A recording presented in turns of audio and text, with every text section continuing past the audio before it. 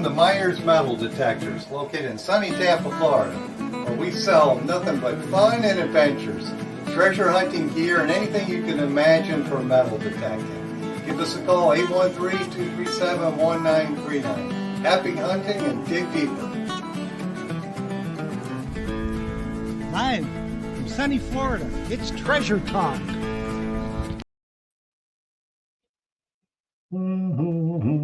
Hello. Welcome, folks. Welcome to another exciting edition of Treasure Talk. We got an awesome show coming up today, don't we, Jeff? We do indeed. Yeah, and I just wanted to say hello to a couple. I'm looking at people, and I put it on Treasure Talk today.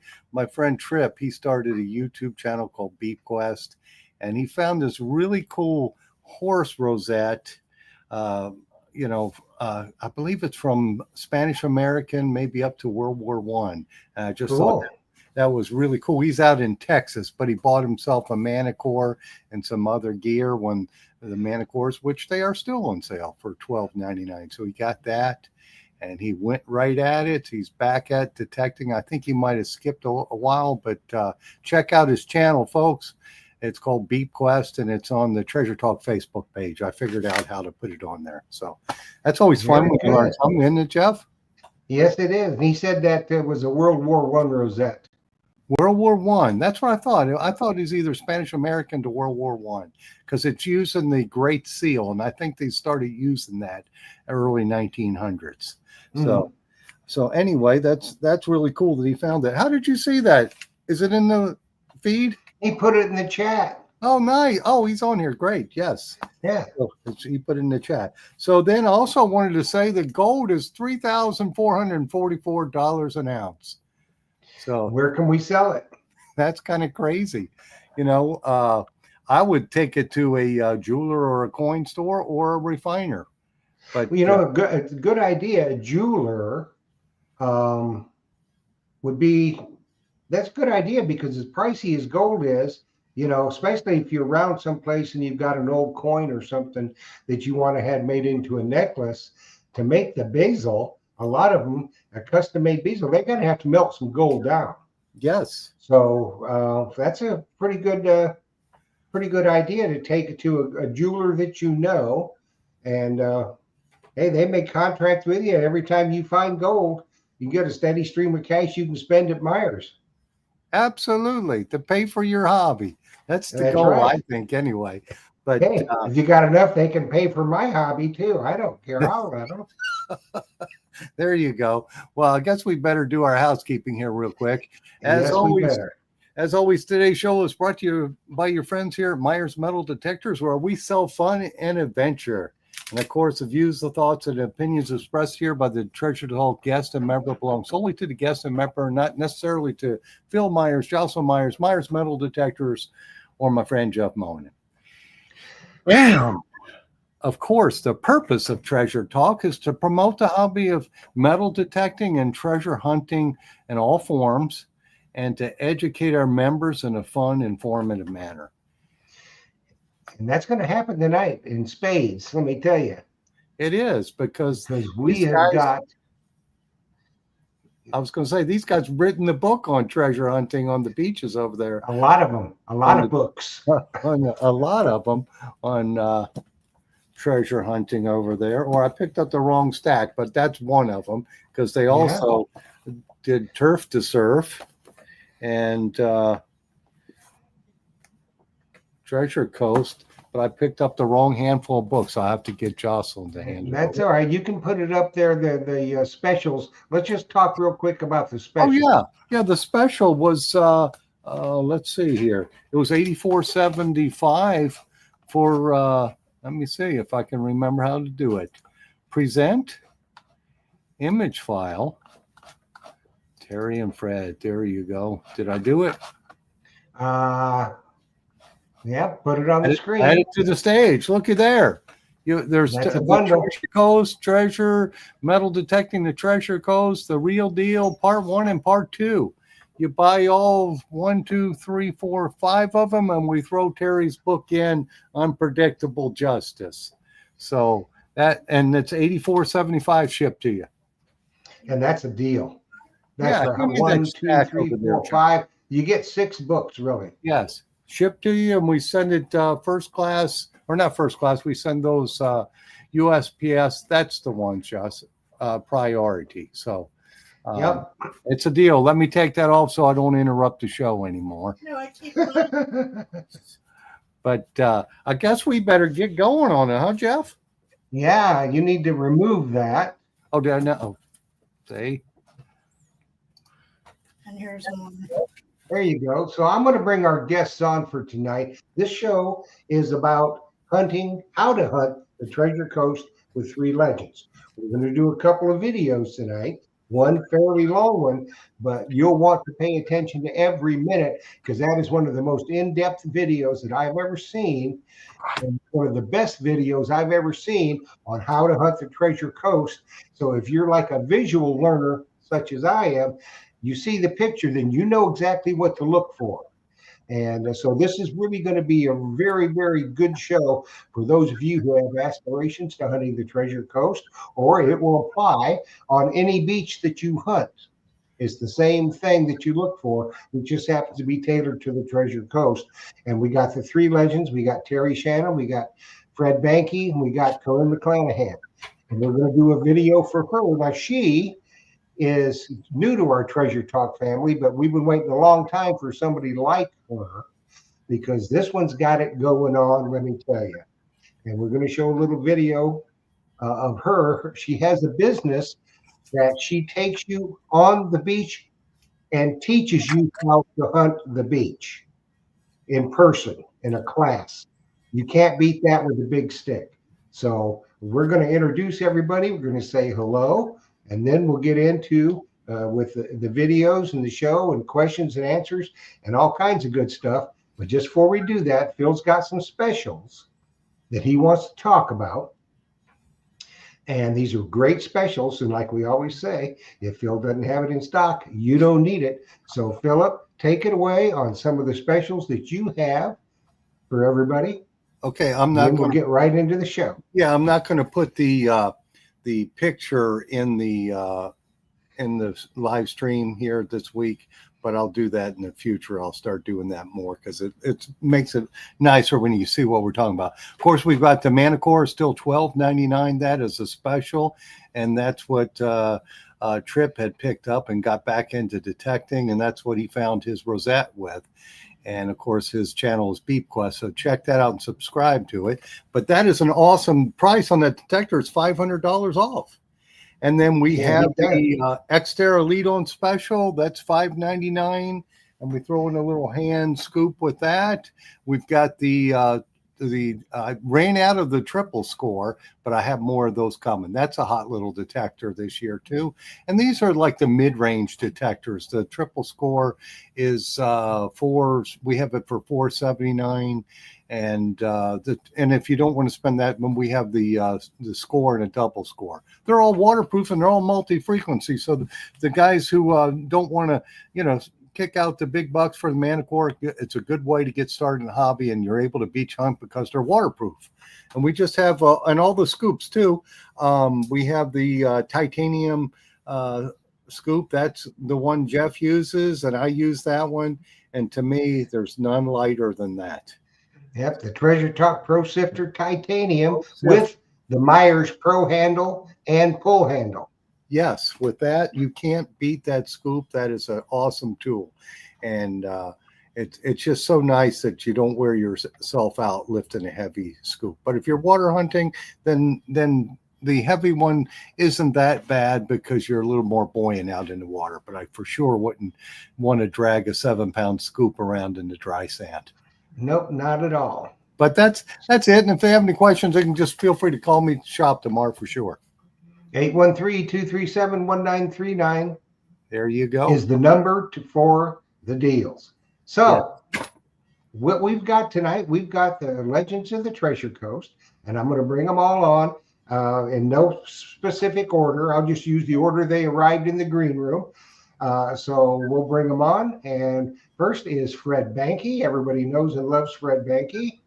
Hi, Fred. Hi, everybody. Hi, Fred. And then we have the Law.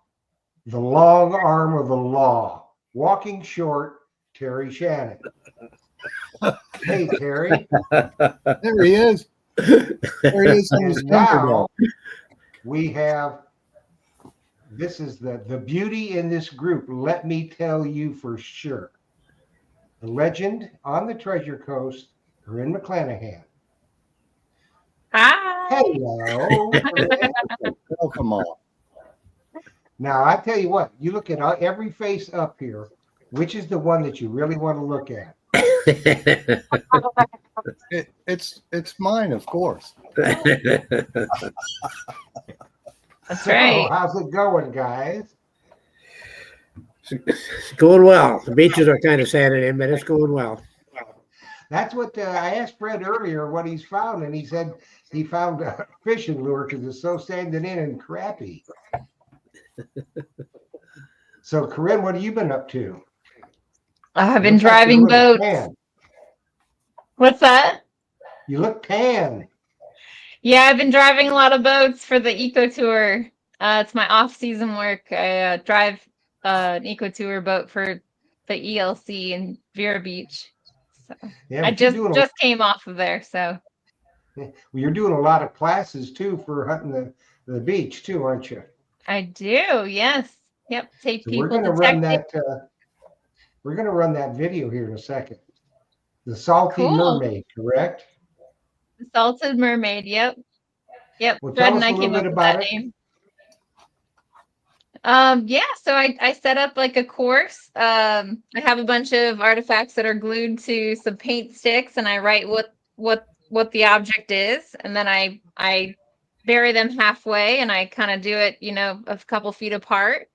And then I have the people get used to whatever the detector that they bring, or they can use mine, so that they know what they're detecting. And then I set up either a scavenger hunt, per their choice, that I might plant things, or if they want to just roam the beach and see what they can find. And a lot of options. They can also buy some coins, and if it's like a parent or whatnot, and their child can take something home that's real Spanish treasure. But they can ask you specific questions if let's say they been hunting for 15 years, but want to come down and learn about hunting the Treasure Coast. They take your class. You're going to teach them specifics, correct? Oh yeah. I send them home with a little. I laminate some information that talks about how to hunt our beach specifically. Cool. Very good. Very, very good. So, we got a question here, don't we, Phil?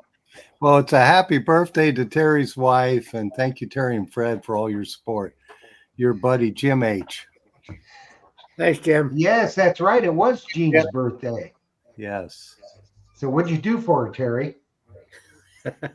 Sign a book? We spent yesterday with some friends and had a fantastic day.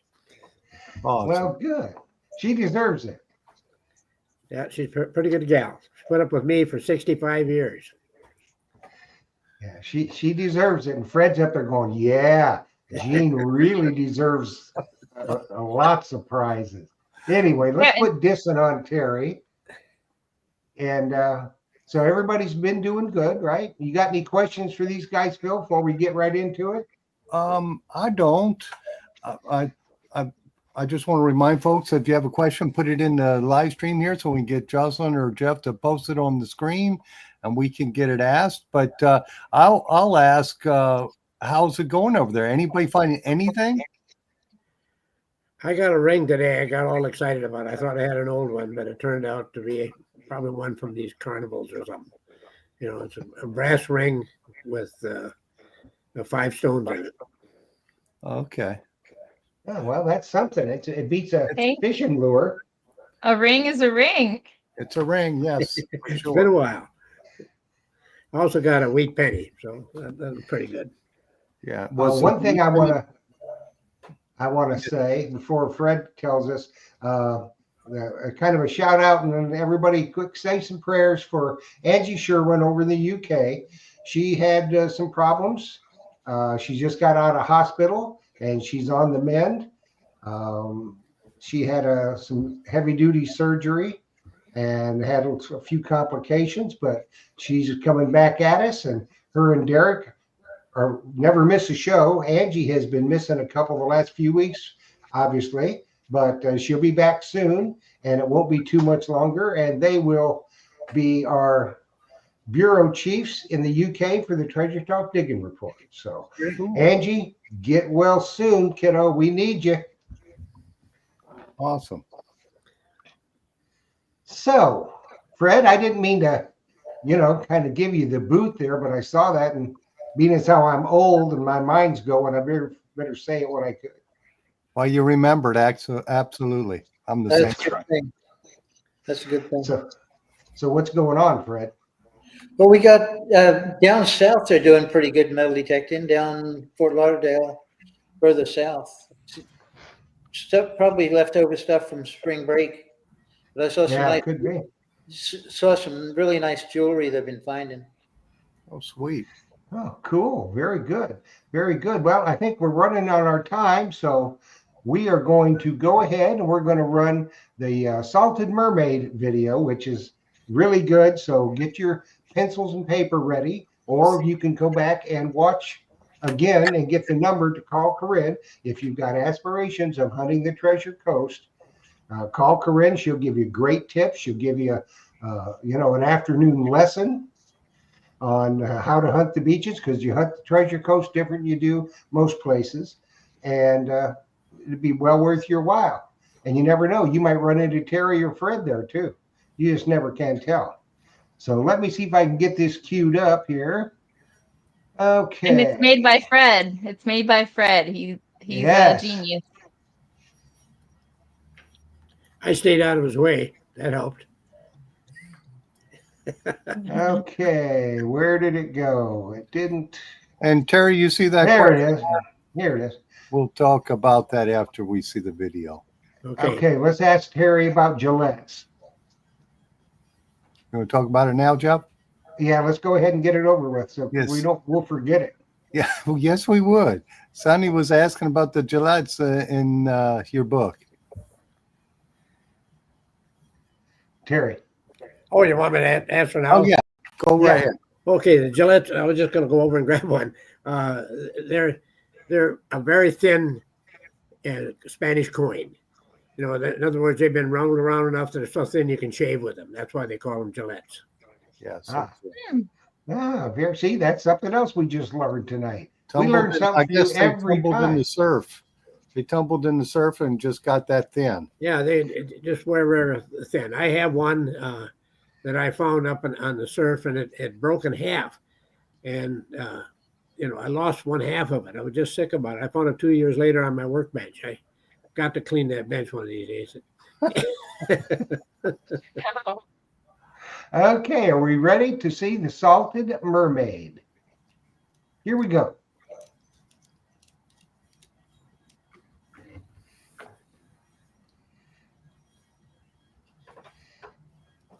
And that's invaluable right there, the beach training. Mm-hmm. Yep, In all ages, right, Corinne? Coin. What's that? All ages, correct? All ages, yep. And actually today on my boat, a 95-year-old wants to go out. So literally all ages, yes. Cool. Mm-hmm.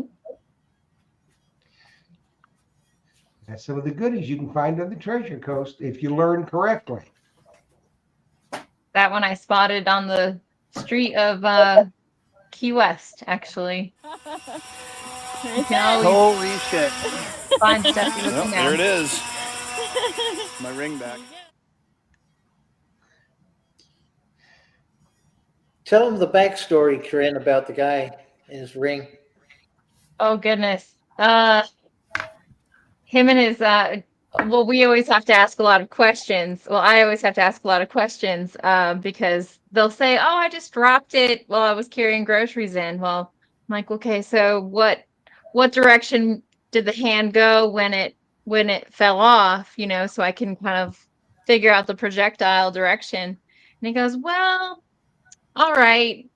We actually were having a huge fight in the front yard and she took her ring off and I thought it was so disrespectful. So I took it from her and I chucked it across the street in the neighbor's yard. And when I found it, he goes, well, do you know anyone that wants a already ready-made wife? She's got a really nice diamond ring already and can get awkward with certain situations of lost jewelry. A lot of people throw their jewelry when they get upset with their spouse or their girlfriend or their boyfriend, and they just chuck it in a body of water, and then they ask me to go get it when everything's fine again. Well, that has happened. That has happened. Now, Terry, you're fixing to go back up north here pretty soon, aren't you? In a couple weeks? Yeah, we're going to leave right around the 10th or 12th or something like that. I have a grandson or a granddaughter that's graduating high school, and I want to be there for that. Oh yeah, definitely, definitely. Well, we've got you slated, I think, in June. Obviously you're going to do your digging report from. Well, you'll be this one. You'll be here in Florida, but in June you'll be doing the digging report from Minnesota, and then we've got you slated for a show to show everybody around Minnesota. I'll be glad to do that. Say, if I can back up here, it is a biscuit. Or a Gillette, I mean. See how thin it is? And this one, like I said, it's taped together because I actually broke it. I was showing it to somebody who snapped into it. But it's thin enough you can almost shave with it. And then there's one other thing. This is a biscuit. They call these a biscuit, and that's a Spanish coin in there, and it's encrusted. If you take that incrustation off, the coin will have been dissolved. This was given to me by Carl Fismore. He took it off one of the wrecks. He had a bunch of them. But if you clean them up, the coin inside is gone. They call that a biscuit. Very yeah, and cool. if there is a coin inside, if the coin is still left inside, if you do the reverse electrolysis, just enough where the biscuit, it's almost like a sand slurry cement. There will be a negative impression on the cement if you can pop it off. And there's silver in that too, in that biscuit part. That's cool. Kind of interesting. Very cool.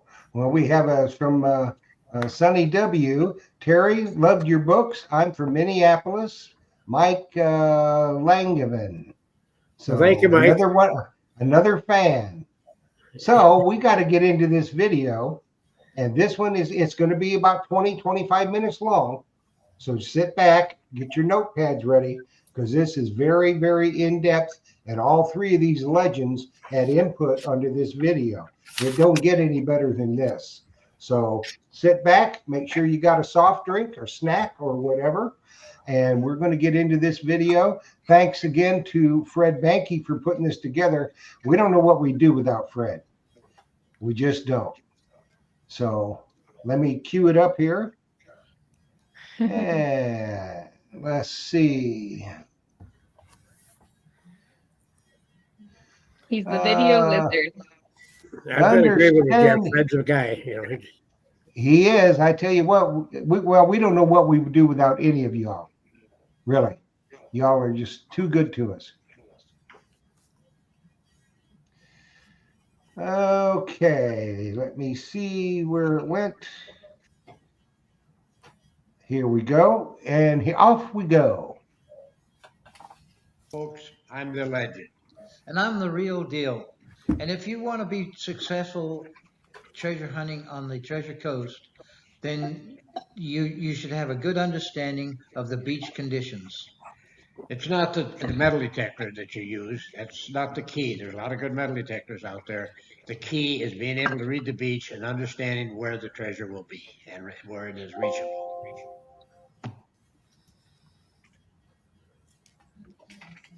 So there's two major factors that determine the beach conditions, and the first of those is are the actual tides. So what I've done here is I've printed out a tide chart for just a few days at the end of April, and it shows May the 1st on there.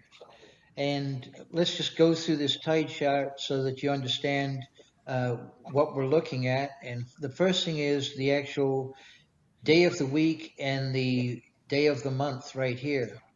The next over is the high and low tide markings right here. And that's important because we're going to give you the actual time of the tide. So the low tide would be 1:55 a.m. That's the first low tide of the day, and there's usually two on each day. And then we have the height in feet, and this shows you 0.0, and that's not really the average. The average for a low tide would be around maybe 0.2 maybe of a foot. And the next thing over is a sunrise sunset. It gives you the time of the sunrise and the time of the sunset. Why is that important? Well, it's a lot of the beaches are closed during the hours, and Indian River beaches, they actually lock the gates and they're only open from sunrise to sunset. And then we have the moonrise and moonset, not so important, but then we show the moon visibility. So if you look at this here, it's moon visibility is 1, 0, 1, 5, and it jumps on up to 12. So this tells me that it's a new moon cycle. Now, new moon cycles, you have the actual tides are affected by the moon. So in a new moon cycle and a full moon cycle, you're going to have different.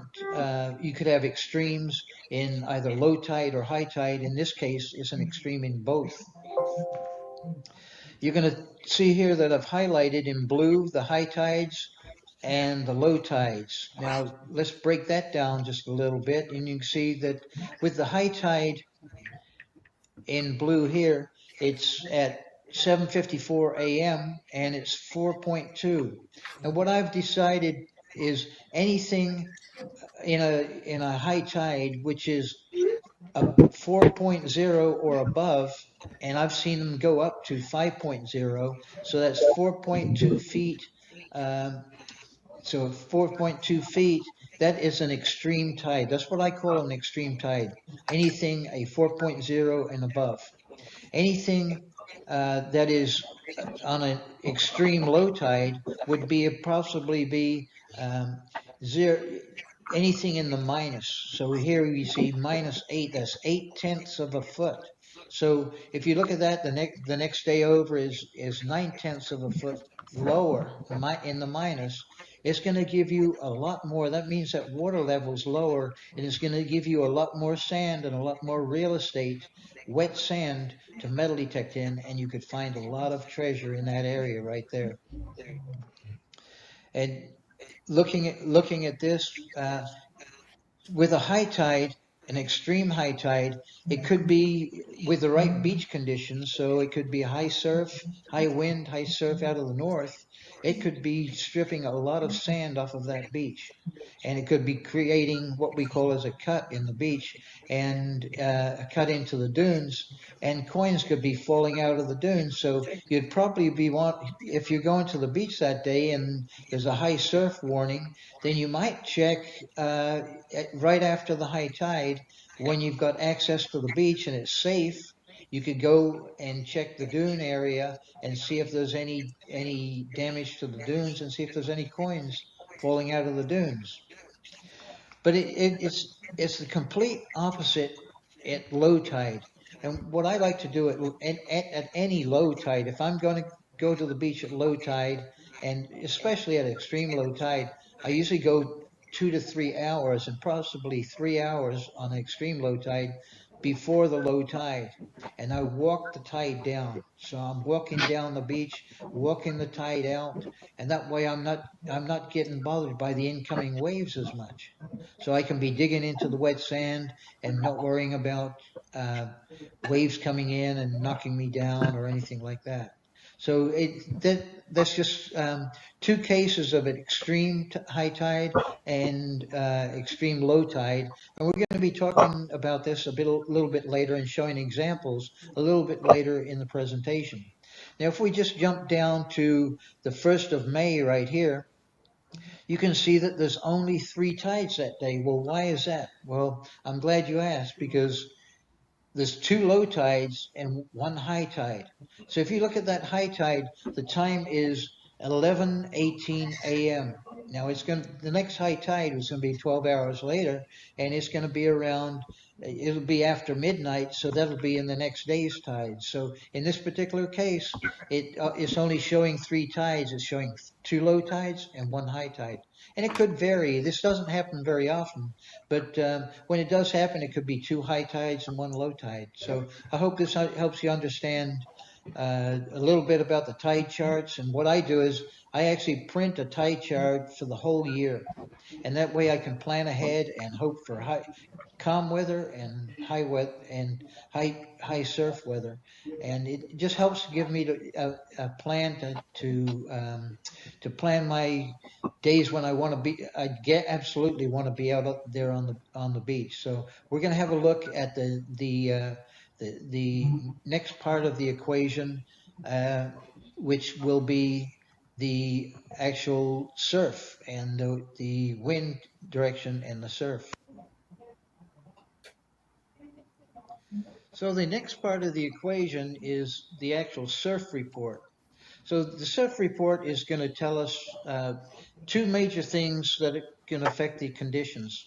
And the first one is the wave height, and that is, looking over here, is 2 to 3 feet, and this would be, I took this chart today, and this is 2 to 3 feet. So that's very poor for surfing and not that great for metal detecting because it's not flat for low tide, and it's certainly not rough enough for high tide to strip much off the beach. Now you can look down here at the wind direction, and the wind, the actual wind is 15 miles an hour, and it's out of the southeast direction right here. And today we're getting gusts up to 23 miles per hour.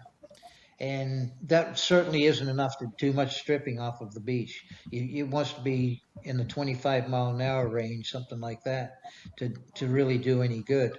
And it depends on what direction the wind's coming and the surf's coming, if it's stripping off the beach. So today's chart is just like a normal day along here on the Treasure Coast, 2 to 3 feet. If it's a super low tide, we want it 0 to 1. It'll get flat, and they call that 0 to 1 feet, and that's dead flat. And if you're going out onto the Coquina Rocks at super low tide, you don't have to worry about getting knocked off the rocks, twisting your ankle, or breaking a leg or something. You can be out there metal detecting. Right at the very bottom, it tells you here. It tells you that when the high tide is and the low tide, and it actually tells you in feet. So today it is 0.2, which is about an average day at low tide, right there, and 3 feet. That's about an average day here for high tide. Jumping over here, it tells you the water temperature, and it even tells you the SPF number to protect yourself against the sun. But this, I get this information from a site called Surfline, and you can go into a forecast right here, and it'll give you just a few days in advance what's going to be happening. So you can look at your tide charts in advance. You look at your surf and wind directions in advance, and you can plan your week out of metal detecting. There's some people are out there every day of the week metal detecting. They're usually retired people, and they're out there every day.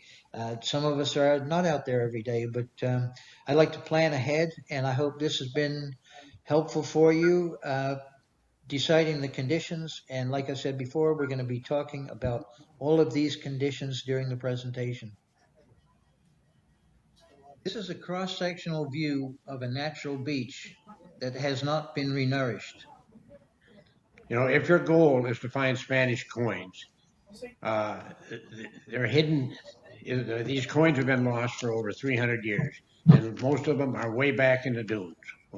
They need some erosion in order to be able to get down to where those coins will be.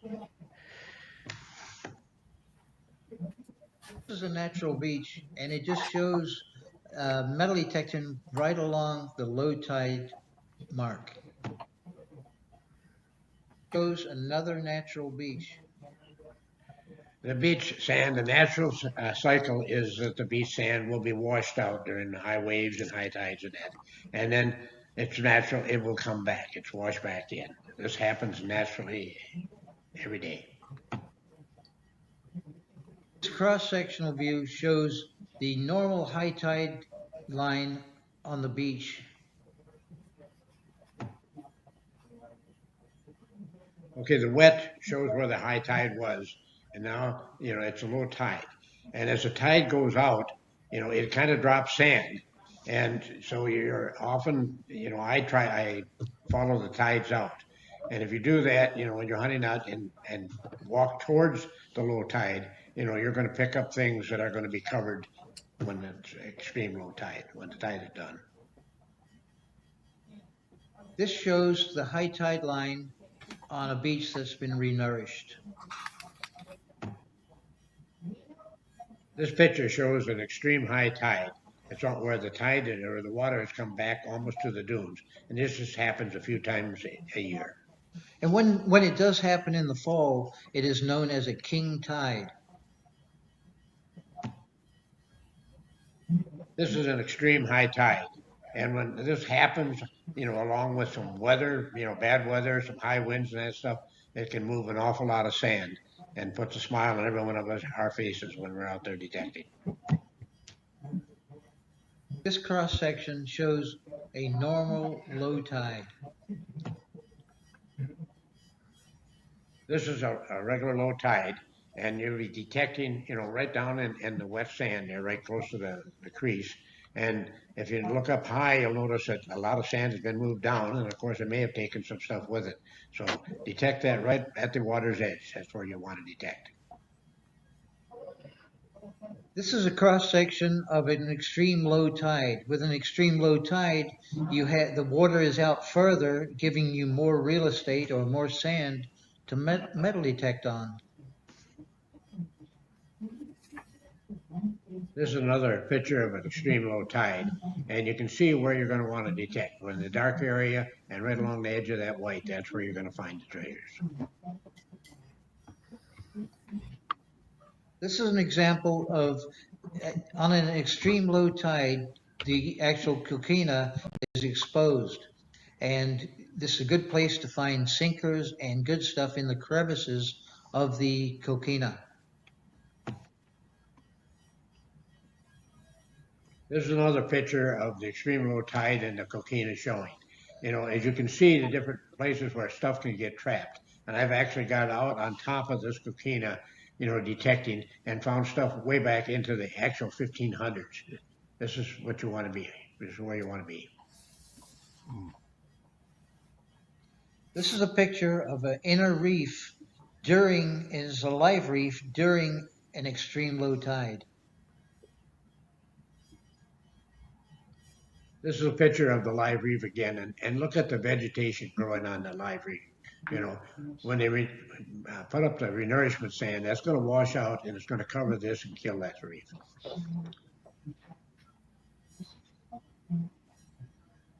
This shows two different hurricanes. One actually coming ashore just south of us, and then the other one is about 30 to 40 miles off the coast going up the east coast of Florida. Now, it isn't just hurricanes that remove all the sand from the beaches and cause the damage. It could be a simple thing like a nor'easter, or just strong winds and wave action just going down the coast and removing the sand.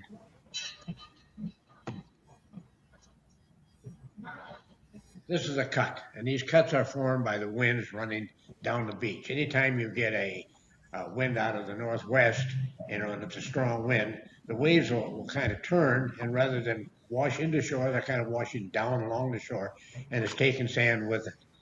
And this is the stuff where it'll cut way back into the dunes and can possibly wash out some of the good stuff that's been back there for 300 years, and is now possible to reach it.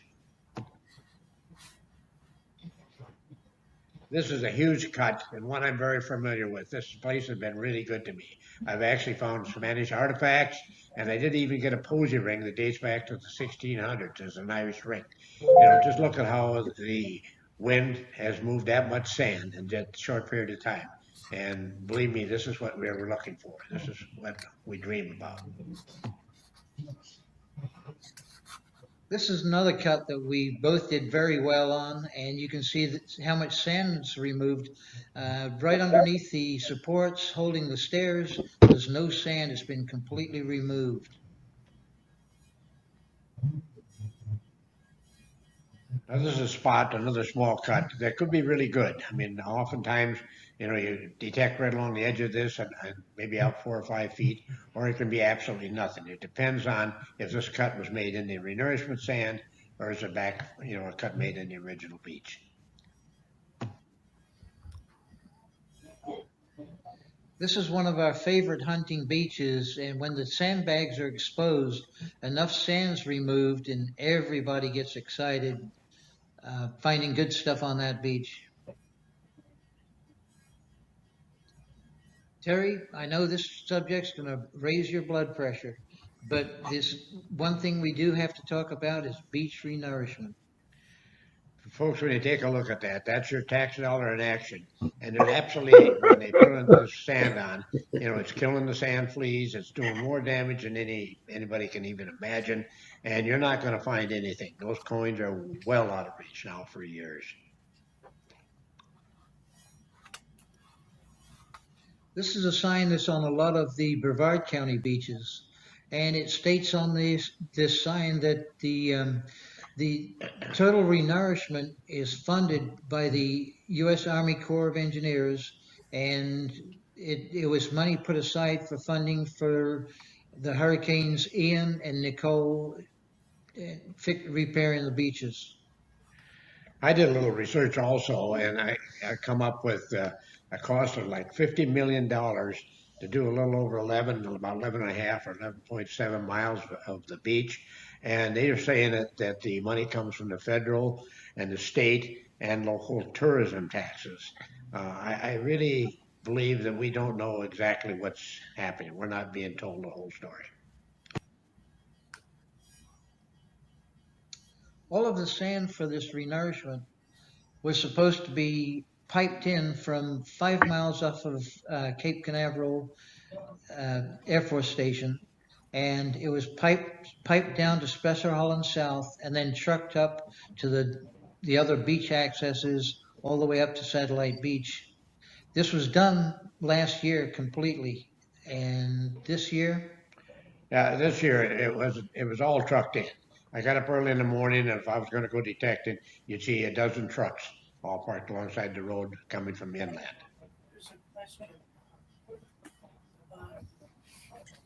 So again, this is off of the sign, and these cutaways show the actual mid-reach, which is the mid-reach beach is from Indian-Atlantic north to up through Satellite Beach, and they're only supposed to put on about 20 to 30 feet of sand width onto that beach, which they've gone way much for. In some areas, they've gone as wide as 100-foot wide of beach. And then the South Reach, which is Spessart-Holland north to Indian-Atlantic. And this one here, they're going to go out about 60 feet to 80 feet and extending the beach out there.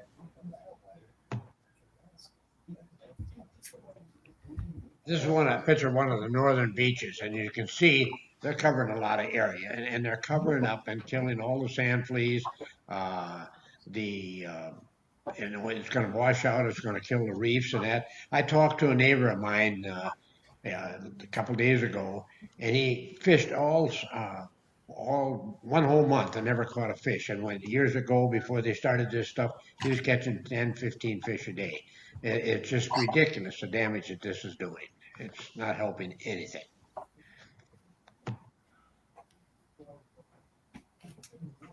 This beach is being renourished from sand removed from Sebastian Inlet. So this is just south of Sebastian Inlet, and it's being piped down the beach. And the yellow circle is right around the pipe, and the red circle is around an excavator that is up on an island of sand. So what's happened here is, as they're pumping the sand down the beach, which is approximately a mile from the inlet, it's being removed by storm action and wave action along the beach. He's on there. What he said. Now, Terry, this is one of your favorite subjects. Yeah, that's a bowl, and those are the things that get me all excited. You know, the water is rushing back out, and as it's washing out, it's eroding part of the beach and getting down, you know, much deeper than any area around it. And this is, you know, a metal detector's dream. This is when you're going to find some good stuff. Did you see it? After the bowl's formed and the water's receded, it shows just a low spot in the center of the beach, and it could go all the way back to the dune. Folks, this picture shows, you know, where a bowl is being formed. When you go detecting, you know, you should look up and down the beach at every one of the accesses. I mean, you see an area where the water is going farther up in the beach. I mean, there's a bowl there and it's a low area. Head for that. Don't detect your way over there. Carry your detector right over there and start detecting in that low area. And this is one of our favorites. This is where a large bowl is formed, and it goes all the way back, and it's even cut right into the dunes. So you've got a cut and a large bowl all at the same time, and it's great for metal detection. This is another picture of a real extreme bowl, and you find them all the time. You know, they can happen all year long. It's just when the water rushes in, it's rushing back out. And this one's down pretty deep. You can see it's right down to the shell line, and you can walk away with some pretty nice treasure out of something like this. So this is after a bowl has formed, and you can see it's very shallow, and the sand has already started to wash back in at the lower extremities of the beach. The next thing we're going to talk about are sanded-in beaches, and we mention this a lot on our podcast. So we're going to show several different examples of sanded-in beaches. Okay, this example shows you where some of the renourishment sand has been washed out, and now the winds have turned and is coming back in, and it actually forms, you know, kind of a hill out there and a trough before you get back to the regular beaches. This happens quite frequently.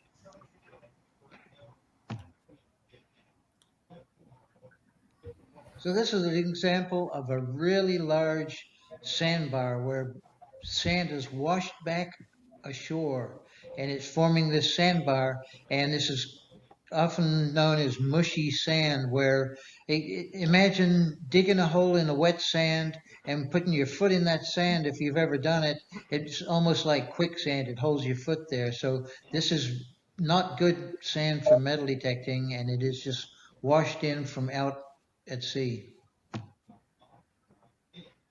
Folks, this is an example of sand that is washed back in. It actually kind of, you know, you walk out on the beach, you knock down a low area, and then you got to go over a hill and then back down again to get to the water. And you can see the coins, you know, they're buried. You're not going to be able to get to these coins when you see conditions like that.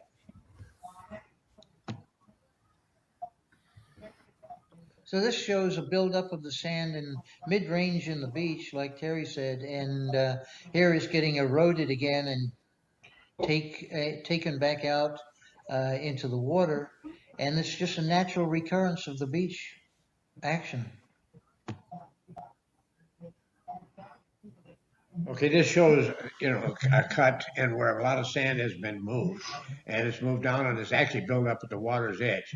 Now, it's, you know, it's a toss-up whether it got cut enough that you can get down to some of the treasures, but most of the time it's just covered with this renourishment sand. It's just, you know, you got to get down to the original beach if you're going to find the good stuff.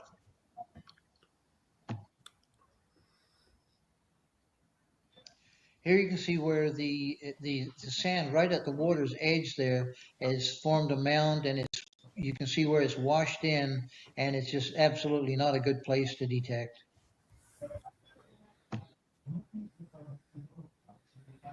Now, this is a spot where I might get pretty excited about. You can see that a bowl had been there, and it's now, the water is, sand is coming back in, but you have that bowl that hasn't gone back that far, and you can see some of the coquina.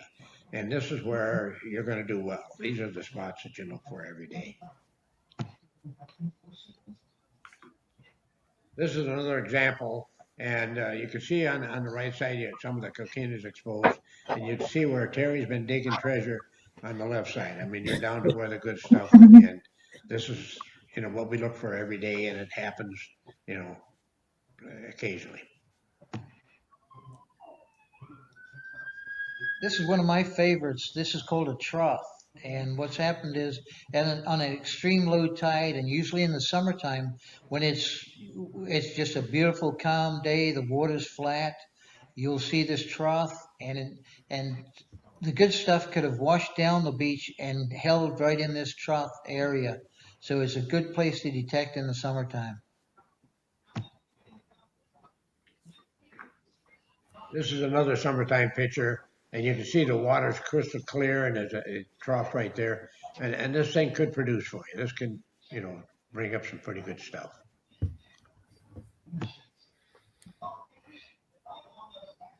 And this is just another picture of a cut, but this goes and it shows you the different layers of sand. And this is the original beach. You can see that dark color there, and that's the original sand from the original beach, and it could be been like that in the 1700s. Folks, another one of the clues you look for out there on the beach is the orange sand. And there's a creature out there called a ghost crab, and they burrow down, and sometimes they'll bring up this orange sand. That means that enough of the renourishment sand has been washed away that you're very, very close to the original beach. And I run into a condition like this one time and found a couple of coins from the 1500s. This is a good clue, folks. Big time clue. Folks, thanks for watching, and I hope you enjoyed the video. Fred and I, in some small way, are trying to help you out there with some clues and that to kind of improve your hunt and that stuff. So thank you for your patience, and good luck out there. Good hunting. Wish you well. I tell you what, wasn't that just an absolute killer video? I mean, Fred, Yeah, I Terry, want to clap Corinne, for that one. That was awesome.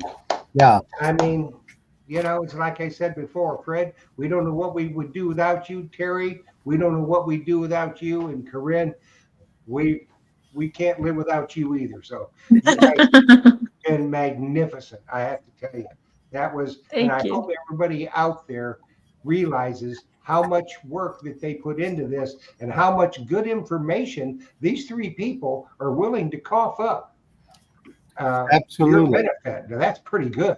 Don't you think, Phil? Oh, absolutely. And I've written down a few questions, and Jocelyn had marked a couple of them too here. But the first one I had for you, Fred, what tide chart are you using on the web? Are you using? It's called Tides 2. Tides 2. Okay. Yeah, and you can get anywhere in Florida on that. So you can get West Coast, East Coast, anywhere, all the way from Georgia on down to Key West, I believe. Yeah, because I've used saltwatertides.com, but it only gives you a 2-week period. So this one will give you a 2-week period, and what I do is I just keep changing that 2-week period until I got the whole year, and I Full year of time. copy and paste it off of the chart onto a Word document. Yeah, because I do the same thing. I'll use to get those negative tides, and there's a lot of bay beaches I like to hunt that when it's a negative tide, the whole swim area is just wet sand. So you got a lot of real estate. And then what was the tide? What were you using for the wind direction? Oh, that was Surfline. It's Surfline. It's a surfer's site. It's called Surfline. Okay. And that would go for the West Coast too, won't it, Fred? I imagine you don't get much surf over there, do you? No, thank God. No, it's pretty flat most of the time. Yeah, but I I don't- imagine there's got to be some a wind direction chart for the west too. Yeah. We did have a couple questions. One from Ian Atkin, and he's Ian Atkin. He's asking, would you want the wind to go parallel to the beach to strip towards the ocean, what wind direction are you guys looking for? Actually, out of the northwest is the biggie, and then the southeast. You know, just so the waves turn and run down the beach rather than into the beach and back out. Oh, okay. And that's what happened. That's what happens when a hurricane goes from the south to the north. It changes direction of the wind and it's stripping it off as it's coming down. It could be from the north. It could be from the northwest, and where it's stripping it down there. But just a good wind will move a lot of sand. Yeah. My very first Spanish coin was, you know, it was a 3-day wind, and it was just unreal the amount of stuff that I found after that wind went through. You know. Okay. And then we had another question from this one is from Treasure Maze. If sand is being sucked from the ocean floor, would that produce good treasure? No, No. they sift it out. They sift it out. It goes into a great big container and it's hauled out to the dump, and they won't tell you where in the hell they dumped it. I know that for a fact. That's wild for sure. Now they do the same thing down in Jupiter, and they don't sift it because you get a lot of beautiful seashells and shark's teeth that are brought in from the sand offshore. They don't sift it down there? No. They dump all the shells on the beach, so everybody goes to the beach to get the shells and stuff and shark's teeth. Awesome. You know, that hasn't been my experience. I actually invited the guy over to the house and was asking him what they do with the stuff. It goes into like a big, huge dumpster. And I think a 2 real or half real, that would go right through, but an 8 or a 4 wouldn't. You know, it would be screened out. Yeah, I know they do it up north where we live. Isn't it interesting that that Brevard County, we get it all trucked in, but then when they dredge the inlet and such, Vero Beach gets the dredging material. And I think the Blue Goose Quarry, from when I researched it a few years ago, was in Vero Beach, or was in Vero mainland, and it was being trucked up to our beaches, but they were getting the dredge material on their beach. Well, guys, it looks like, oh, yeah, we're almost getting out of our time, but this one is from Florida Metal Detecting. I'd love to go detecting with Terry Shannon, but he keeps telling me to read his books. Just kidding. Tell him, Terry, Keep that tell him right to there. buy them. I know the fellow that posted this. He's a good friend, a great guy. Yes, for sure. I'll be So, teaching with you, Terry, Corinne- too.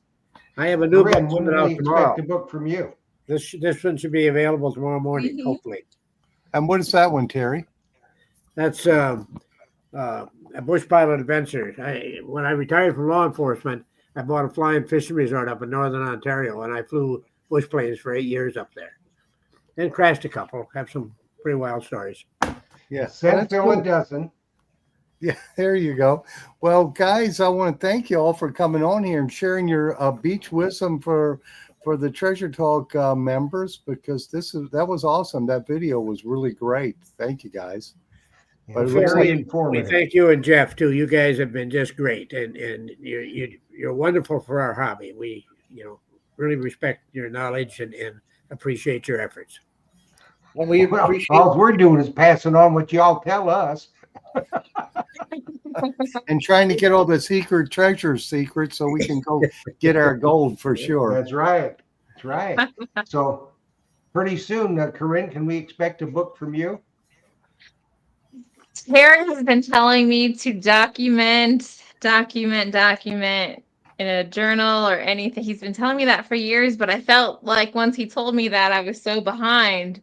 And then years have passed, and I still haven't been you great can about it. You think you won't forget, but You can catch up. You can catch up. Well, everybody, I got to thank you all for doing this, and Fred and Terry and Corinne, the work you guys put in on that video was just outstanding. And we just can't thank you enough for the knowledge that you've bestowed upon us. And I'm sure that everybody who's watching tonight feels the same way. We'll have you back again soon. I know we've got in May, Fred is going to take us on a sapphire hunt. And Corinne's coming up.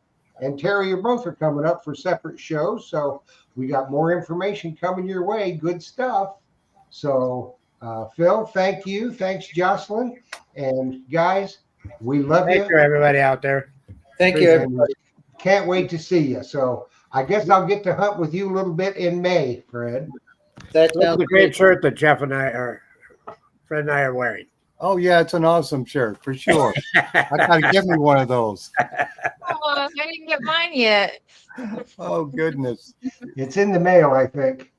All right, guys. Thank you. Thank you to Good night, everybody. Have a great time. And you, remember, guys. folks, if Phil doesn't have it in stock, you don't need it. Next week, we've got Trevor from Coil Tech to give us all the updates on what's happening at Coil Tech. I'm sure they're going to have some coils for the MindLab product, some new ones. So it'll be very interesting, and we'll see if Trevor can't give us a little video tour of how they go about that. So we'll have that next week.